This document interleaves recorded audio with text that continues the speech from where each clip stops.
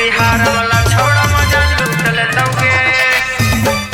माँ music recording studio Naushahra Ghosi.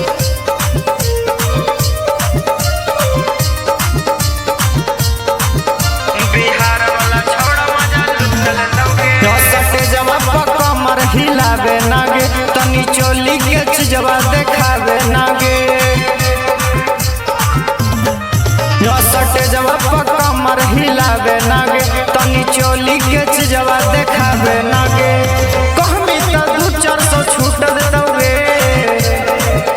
Bihar वाला छोड़ा मजा लूट लेतौगे। बिहार वाला छोड़ा मजा लूट लेतौगे। बिहार वाला छोड़ा मजा लूट लेतौगे।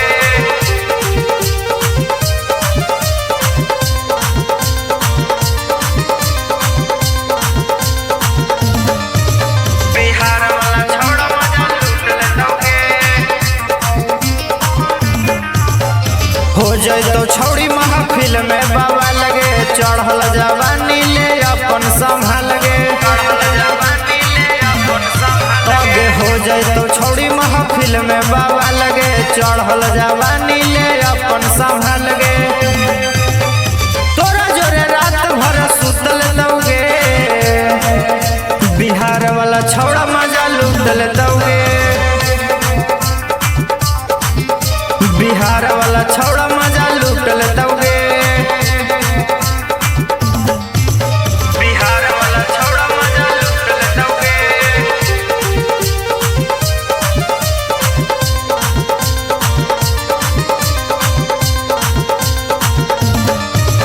बिहार वाला छोड़ा मजा लूट लेतौगे। रवि दीवाना से रही तू बच के छोड़ दे तो छौड़ी के तोरा हूँ मच के।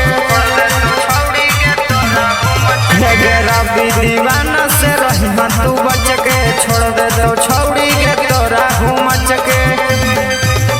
सिलवट कैलेंडर से कूट देतौगे।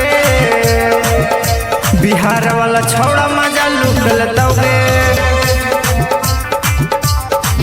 ई बिहार वाला छौड़ा मजा लूट लेतौगे। Maa music recording studio Naushahra Ghoshi.